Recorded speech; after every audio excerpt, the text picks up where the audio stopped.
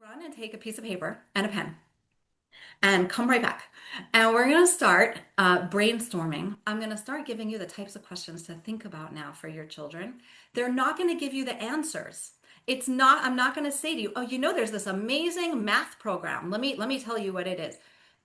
Because the first step is to understand what your child's actually ready for, what your child actually needs. And so you're going to get this piece of paper. We're going to get our big pictures ideas started. You're not going to get it all worked out now. You're going to think about it and it's going to percolate and you're going to finish tomorrow and next week and next month. But this is where I start with everybody and it's where I start with myself. That we need to not get caught up in the small, detailed decisions which lead us to just spend a lot of money on things we don't ever use, but instead to start with the big picture questions. What does your child need most right now in five key areas? And if you've been with me a while, you've heard these before, but do it now. It's an exercise that's worthwhile. Academically, socially, spiritually, emotionally, and physically. And then we're going to do a sixth area on the back of the paper about what relationships they need. So let's start with the first section. So just write down on your paper, academic. Because when you said to yourself, oh, I'm going to some event about home education, you were probably thinking about academics. So let's start with thinking about your child right now. First of all, what are they interested in? Sharks, dolphins, stars, planets, um, electricity, um, Legos. Maybe there's nothing academic. Maybe they have no academic interests whatsoever, and that's what you're going to write down. Oh, my goal is going to be to spark, to awaken some interest, some curiosity in anything. I don't even care what. What are they up to in learning? Are they able to read? Can they read comfortably? Can they understand what they read? Do you know how many children can read and have no idea what they're reading by the time they're finished? Can your child have an interesting conversation with you about a story they just read? Is your child ready for chapter books? How about writing? Every little child is full of things they want to tell you, right? They want to narrate, they want to talk, and at a certain point, it usually switches over into wanting to get it down on paper. And so maybe that's something your children are ready for, interested in. How about math? Do they have number sense? Do they understand how numbers work? Do they multiplication facts, addition facts? Like, where are they now? Where are they now? And is there anything that comes to mind for you as this is the direction that I think they're ready to move into? Not in like a big 10-year plan. I want my child to be able to do calculus. But right now, I've noticed that my child asks me a lot of questions about negative numbers. I wonder if they're ready to start playing around with integers or number lines. Um, and again, for some of your children, it's not even about the nitty gritty of the academics. Maybe for your child, academics is just, I want them to not hate learning. I want them to have a positive association with learning. I want them to be able to believe in themselves that they are capable of learning something that seems difficult because my child is so full of self-defeating energy and just feels like he can't. This academic area could go in 100 different ways. If anybody wants to unmute yourselves and give ideas or what's going through your heads right now, I would take it too because this is all, we all have so many different areas in academics, just thinking about our child. What are they ready for? Who are they? Not who I want them to be, not who I wish they could be, but who are they right now? And what right now is important to them?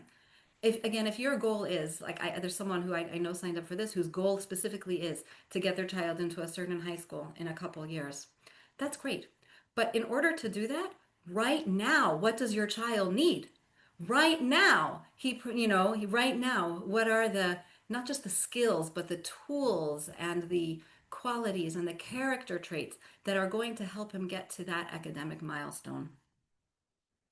I don't want anyone to think now about the hows. I don't want you to start writing down, oh, this curriculum or that activity or this enrichment.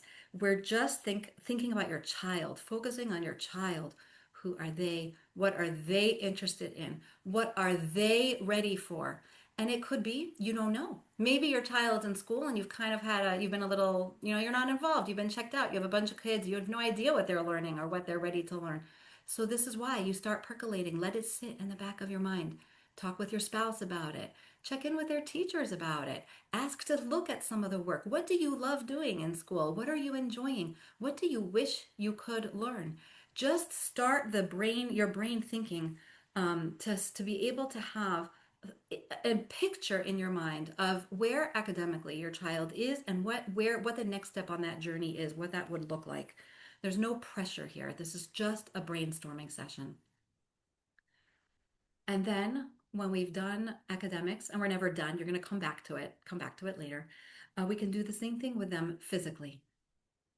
What's your child like physically? What are they ready for physically?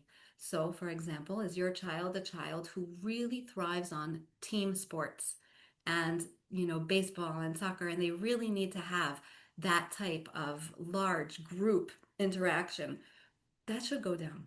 Maybe you're saying to yourself, well, you know what? It's like I realized that swimming, we never did swimming. That would be a good thing. That's something that either they're very ready for, or I noticed that they find water very soothing. And so this might be something that would be helpful for them. Maybe you would start thinking here martial arts or yoga. What physically brings your child that sense of calmness? You know, when you can look at your child's face and you just like see that they're at peace, that this is a good place for them. Think about it. Remember it. What is it that brings them to it? For some children, it's a certain physical type of activity. Maybe it's a certain physical environment. Maybe it's being outdoors, running outdoors, biking outdoors. And for other kids, maybe it's the actual activity or the environment or who they're with. um, Coordination. You're the parent. Are you noticing? Are they coordinated? It's too much of a topic to throw in here really right now, but the connection between the brain and the body is like super huge and super big and super strong. And very, very, very often, if there's a blockage in the learning in the brain and the wires of the mind and emotions, very often it comes back to the body and to a lack of coordination and things just not moving well. And you can do exercises, and you can practice skipping, and you can practice cross body, hands to knees, and there's all types of things you can do, but you first have to be aware of it. You first have to just stop and brainstorm, like, what does my child need physically? What do they enjoy physically? What do they struggle with physically? What are they ready for physically? Again, this is not the time to start saying, oh, I just saw this tennis camp advertised. Let me go sign them up for that. And oh, they need to have swimming lessons. Let me check in with that. No, this is you brainstorming. This is the chance for you to just think about your child. You're just thinking. And the amazing, amazing thing is that when we do this exercise where we just think about our children, over the next few weeks and months, you are going to see that you're going to be more attuned to the right opportunities for them. You're going to notice the right activities. You're going to notice the right programs. You're going to notice the right people because you spent the time clarifying what is right for my child. And if we don't think about what is right first, we spend our energy in 100 different directions, but we don't actually hit the jackpot each time. Then we'll move to the third section of your paper, and that's going to be social. Think about your child socially.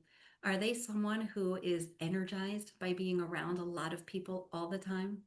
Are they someone who really just needs some quiet time, some time alone? Who do they like hanging out with? We're so conditioned to thinking that children need to be around kids their own age because our whole society is built around school, but it's not true. I had a child at one point who needed to have peers his own age in very measured doses. But you know who he loved being around and who he was so happy and at peace when he was with? It's going to sound funny, but it was true. Senior citizens and babies. And as soon as I realized that about him, I stopped trying to make sure he was in every single group activity with all the kids his own age all the time. And I started finding opportunities for him to go be a mother's helper for people who had babies. Go visit senior citizens and just play games with them. Go volunteer at a nursing home. Social does not mean, it does not necessarily exclusively have to mean kids your own age all the time. And I want to also stress that our children are growing and changing all the time.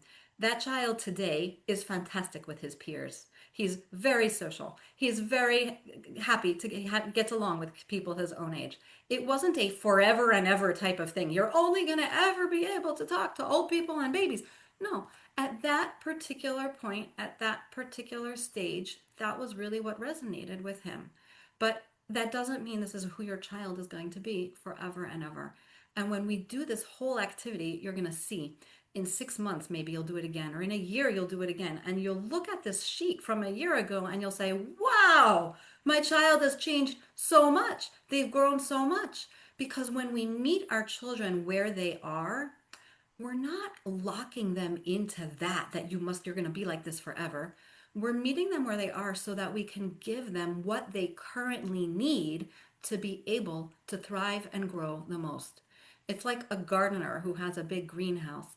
And instead of just giving every plant the same exact acidity of soil and sunlight and amount of water and everything else, he spends the time thinking, oh, this plant, you really need a lot of sunlight. Let me move you by the window. Oh, this plant, you need, very sporadic irrigation. So let me not water you today. And that allows the plants to actually grow and thrive and become strong so that they can then handle things like droughts or the wrong amount of sunlight or the wrong temperature. But it's only because you give the young ones what they need. I know the analogy is not perfect and I'm not a gardener. But when you give a young child, when you give them what they need, meeting them where they are, who they are, you're not condemning them to stay like that. You're doing the opposite. You're giving them the soil within which they can really lay down roots and they can really strengthen themselves and they can really stretch and grow and develop in a great way. So if any of this activity is making you nervous, like, oh my gosh, I just realized my kid doesn't get along with other kids his age very well. It's not that I'm not telling you he's going to be like that forever. I'm just saying let's acknowledge it right now. Because when we acknowledge what types of people bring out the best in my child, what types of people leave my child feeling full, emotionally full, satisfied, happy, at peace with themselves, you as a parent, we should know this. We should know what fills our children up and what doesn't. Does your child thrive in groups? Do they have trouble with group settings? What personalities do they respond well to? Again, another one of my children, there was a certain personality that was like just fire and water, just real, real, real clash. And I needed to recognize that. I needed to see the pattern so that when more opportunities came up and when new classes were offered and when new opportunities were offered, I could look and say, ooh, let me just, this instructor, this teacher, he's going to be great. I can tell because this is the type of personality he really responds well to and loves. And another one, I'd be like, you know what, we're going to pass on that opportunity right now because this isn't the right one. Do we always have the option to do this? Absolutely not. If your child is in school and they're going to get the teacher they get, they may not always have a personality match, but you need to know that it's a personality match or a mismatch. It's not because there's something wrong with your child. It's not because there's something wrong with the teacher. It's a personality mismatch because you've noticed and you've paid attention and you've seen that this type of person works well with your child. This type doesn't. Again, for now, they will grow, they'll mature, they'll be able to deal with difficult people. But often when there's a problem, it's not a problem because there's something inherently wrong or difficult or challenging with your child. Sometimes it's really just that social mismatch. Sometimes it's a physical mismatch. Your kid needs to keep running and moving, and the classroom environment doesn't let them do that. And sometimes it's an academic mismatch, and sometimes it's the other areas, which we'll go through now. But being able to have an understanding of your child is what's going to allow you to know how to help them, how to give them the right opportunities, how to help them be the best they can be and grow the best they can grow. So the next section of your paper, you're going to label emotional. And now we're going to just think a little bit about your child's emotional life. What brings them peace? What brings them serenity? What brings them happiness? What stresses them out? What makes them anxious? What exhausts them? What rejuvenates them? Music, nature, time outdoors, time with you, time alone with you without siblings, maybe time with siblings, music, pets, animals. What is your child? What taps into their soul in a deep emotional way? And what do they need to work on emotionally? We're all working on ourselves emotionally all the time, and children for sure. What are your goals for your child for right now? Again, not your like by the time they're 25, I want them to be emotionally calm and healthy and all that. Right now, does your child need to work a little bit on maybe flexibility, on not being rigid in their thinking and their expectations? Black and white. Maybe they need to work right now on being able to handle disappointments. Maybe they need to work on learning how to calm themselves when they're upset, or keeping their emotions a little bit more not neutral, but less intense when they're very excited and very happy. What emotionally are they ready? Or do you want to help them learn and acquire right now? Maybe you want to help them develop a more positive attitude to learning, to academics, to school. Maybe it's a more positive attitude about their family. Maybe it's a more positive attitude about themselves. Just sit and think about your child. Think about them emotionally. What are the touch points that set them off? What is it that calms them down? What do they need? What are you hoping to be able to give them right now emotionally? And finally, the last area of these five is their spiritual life. And when I talk about spiritual life, I'm not just talking about the technicalities of being a person of faith. I'm not talking about, well, do they know how to pray? Do they know how to study scriptures or Torah?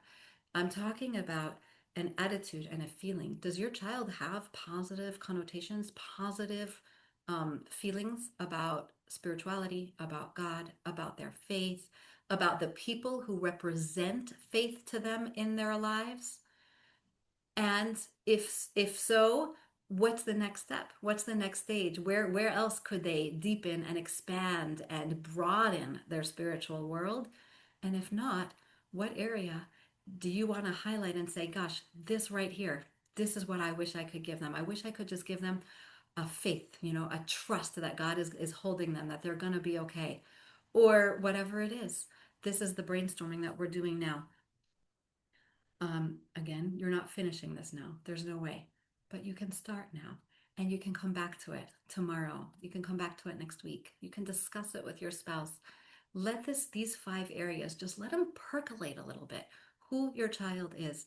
Because once we're clear on that, then the decisions of, gosh, well, what should we do for them for school next year? And if they're going to go to school, how am I going to make it work? And how am I going to be able to help them have a great year? Or if they're going to be homeschooling, what type of schedule am I going to do? And what type of curriculum am I going to do? And how am I going to manage it? Those all come after we clarify who our children really are and what they really need.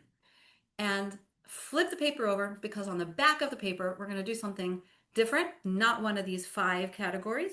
We're going to brainstorm for just a minute the people you have in your life, the people that you know who may be a relationship that could be there for your child, of someone that you can connect your child with that would be positive, that would be someone who can give them not just attention or not just love, though sometimes that's all it is. That's enough. But maybe there are people who can communicate to them messages that you can't, or teach them skills. We just had my husband and I were just discussing what we're going to do with one of our children for next year, and my husband reminded me that we have a neighbor who lives nearby who is a woodworker, and he would love nothing more than to spend time woodworking with our child. And our child, it would be amazing. It would be perfect. That's a relationship. Do I know if they're going to woodwork? No. Maybe my son is just going to go hang out and he's going to sweep his floor for him. I don't know. But it's a relationship that I want to keep in the back of my mind. Oh, you know what? That's a person I want to connect my child to. Maybe you have neighbors down the block. And again, all ages. This is don't limit yourself. It could be there are friends your child's age that you want to build connections with. I think this would be a great friend for my child. They live nearby. I'm friends with the parents. That could certainly be true. But it also could be someone who's a totally different age range. In our children's lives, my kids were very close to our neighbor. She lived to be 96. And when her daughter, she was living in her daughter's house, and when her daughter was at work, and our kids would go over and listen to her stories about what it was like to be a child almost 100 years ago, it was giving our children so much positivity, and it was also a help to our neighbor and to her mother, who now had opportunities to socialize and people to talk to during the day. Maybe there are religious leaders, faith leaders that you know that you can connect your child to. Again, not the details of how. This is just the big picture, like, hey, what types of people might be opportunities for my child to connect to?